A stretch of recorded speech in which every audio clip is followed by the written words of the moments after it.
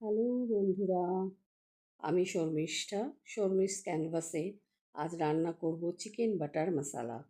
আমি এখানে 1 KG chicken নিয়েছি উইথ বোন। চিকেনগুলো ভালো করে ধুয়ে ছুরি দিয়ে চিড়ে দিতে হবে, যাতে মশলাগুলো চিকেনের সাথে ভালো করে মিশে যায়। একটা বাটিতে চিকেনটা নিয়ে তাতে 2 চা চামচ নুন, 2 চা চামচ আদা রসুন বাটা আর 1 চা চামচ পাতিলেবু, মানে একটা গোটা পাতিলেবুর রস দিয়ে চিকেনটাকে ভালো করে মাখিয়ে 1/2 ঘন্টা ঢাকা দিয়ে রেখে দিতে হবে। এবার একটা বাটিতে 30 ml সর্ষের তেল, 2 চা চামচ কাশ্মীরি লাল লঙ্কার গুঁড়ো নিয়ে মিক্স করতে হবে। তো তেলের মধ্যে লঙ্কাটা মেশালে কালারটা খুব ভালো আসে।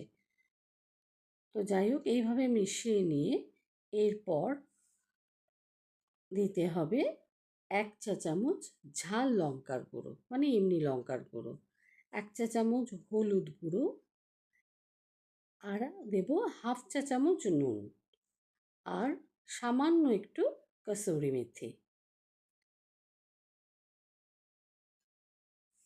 1/2 চা চামচ গরম মশলার গুঁড়ো দিয়ে দেবো, আর দিতে হবে 2 চা চামচ আদা রসুন বাটা। এইবার মশলাটা ভালো করে মিক্স করতে হবে। এখানে আমি আরও একটু তেল দিলাম, আমার তেলটা একটু কম হয়েছিল। যাই হোক, এরপর আমি 200 গ্রাম টক দই জলে ছেঁকে রেখেছিলাম, সেই দই ভালো করে মশলার সাথে মিক্স করতে হবে। দেখবেন দইটা যেন জল না থাকে। তো এইভাবে মেশানোর পর এবার এই মশলাটার মধ্যে আমি চিকেনের টুকরোগুলো দিয়ে ভালো করে মিশিয়ে নেব। আর এবার কিন্তু আমি হাতের সাহায্যে চিকেনগুলোকে ভালো করে মেখে নিচ্ছি। এইভাবে চিকেনটা ম্যারিনেট করে মিনিমাম 1 ঘন্টা রাখতে হবে ঢাকা দিয়ে। তো যাই হোক, এইবারে আমি কি করব, একটা মশলা, চিকেনের মশলা বানানোর জন্য এখানে সমস্ত পেঁয়াজ, টমেটো, আদা রসুন, তারপরে লঙ্কা, ধনে, জিরে, কাজু, সমস্ত কিছু মশলাগুলো আমি এবার দিয়ে একটা কড়াই তেল দিয়ে একটা মশলা বানাবো। তো যাই হোক, আমি কড়াই কিছুটা তেল দিলাম, মানে প্রায় 400 গ্রাম মতো টমেটো নিয়েছি, পেঁয়াজ নিয়েছি।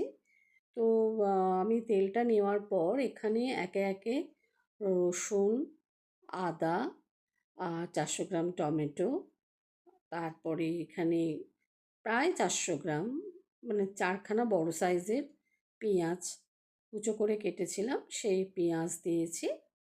তারপরে পেঁয়াজটা দেওয়ার পর একটু দেব লঙ্কা, শুকনো লঙ্কা, আর তেজপাতা দেব, দিয়ে একটু ভালো করে নাড়াচাড়া করব। এইবার কিছুটা সামান্য আন্দাজ করে নুন দেব। নুন দেওয়ার পর এর মধ্যে একটু হলুদ, প্রায় 1 চামচের মতো হলুদ, ধনে জিরে, এই কিছুটা লঙ্কা, লাল লঙ্কা, কিছুটা কাশ্মীরি মির্চ, ওই 1 চামচ করে সব, জিরে দিয়েছি 1 চামচ, ধনে প্রায় 1.5 চামচের মতো দিলাম, আর এখানে ভিজিয়ে রাখা কাজু জল ঝরিয়ে রেখেছি, সেই কাজুটাও এখানে দিয়ে এবার ভালো করে মশলাটাকে কুক করতে হবে। দেখুন, আমার মোটামুটি 2 মিনিট কুক করেছি। 2 মিনিট কুক করার পর এই অবস্থায় রয়েছে। টমেটোর কাঁচা গন্ধগুলোও চলে গেছে, আর মোটামুটি মশলাগুলো ভাজা ভাজাও হয়ে গেছে। এইবার আমি একটা ননস্টিক প্যানের মধ্যে সামান্য একটু তেল দিয়ে দিলাম। তেল দিয়ে এবার যে রাখা আমার চিকেনগুলো ছিল, সেই চিকেনের টুকরোগুলো এইভাবে একে একে কড়াতে দিয়ে ভেজে নিতে হবে। দেখবেন চিকেনগুলো যেন ভালো করে ভাজা হয়।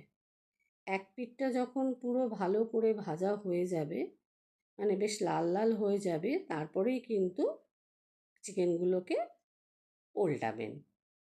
এবার চিকেনগুলো উল্টে আবার সেই চিকেনগুলো উল্টোনো দিকটাও একটু লাল লাল করে এরকম টিক্কার মতো এরকমভাবে ভেজে নিতে হবে।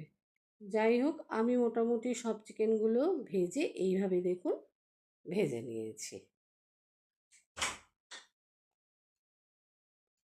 এবার মিক্সড যেটা আমি পেস্ট করে রেখেছিলাম, যে মশলাটা, এই স্মুথ পেস্টটা তৈরি করে রাখলাম, এটাকে সম্পূর্ণ ছেঁকে নিতে হবে। তো কড়াই আমি তেল দিলাম, তেল দিয়ে আমি সাদা তেল দিয়েছি, এই 50 গ্রামের মতো সাদা তেল দিয়েছি, আর দিচ্ছি 50 গ্রাম বাটার। আমি কিন্তু এখানে হাফ তেল হাফ বাটার দিয়ে করলাম। আপনারা চাইলে পুরোটাই বাটার দিয়ে করবেন, যেহেতু এটা বাটার চিকেন, কিন্তু আমি আজকে তেল আর বাটার মিশিয়ে করেছি। তো যাই হোক, এবার ওই ছেঁকে রাখা যে মশলাটা, সেই মশলাটা, স্মুথ মশলাটা আমি দিয়ে দিলাম কড়াইতে, দিয়ে কিছুক্ষণ 2-3 মিনিট কুক করে নেওয়ার পর সামান্য একটু কসুরি মেথি হাতে ডলে দিলাম, একটু গরম মশলা দিলাম, আর দিলাম 4-5 ফোঁটা একটু মিঠা আতর দিয়ে ভালো করে মিক্স করে 2 মিনিটের মতো এটা কুক করার পর সেই ভাজা চিকেনগুলো গ্রেভিতে দিয়ে ভালো করে মিক্স করতে হবে মশলার সঙ্গে। দেখুন ঠিক এইভাবে একটু ডুবো ডুবো হবে, গ্যাসটা একটু আস্তে করে দেবেন। তো আমার কাছে একটু ফ্রেশ ক্রিম ছিল, এখানে 2-3 চামচ ফ্রেশ ক্রিম ওপর থেকে ছড়িয়ে দিলাম। এইবার এটাকে তেল ছাড়া অবধি ভালো করে ঢাকা দিয়ে গ্যাস আস্তে করে এটাকে ঢাকা দিয়ে দেবেন। আমি এখানে 2 টুকরো দারুচিনি পুড়িয়ে একটা বাটির মধ্যে দিয়ে ওর ভেতরে রেখেছিলাম, একটু স্মোকি করব বলে। আপনারা চাইলে চারকোল দিয়ে করবেন। তো যাই হোক, এইভাবে আমি কিছুক্ষণ 2-3 মিনিট চাপা দিয়ে রেখে গ্যাসটা আস্তে করে রেখেছি। তো আমার রান্নাটা অলমোস্ট ডান। রান্নাটা ভালো লাগলে প্লিজ একটা লাইক করবেন, সাবস্ক্রাইব করবেন। তো আমার মোটামুটি দেখুন চিকেনটা একদম হয়ে গেছে, তেলগুলো কি সুন্দর ভেসে উঠেছে। আমি গ্যাস অফ করে দিয়েছি, আমার বাটার চিকেন রেডি।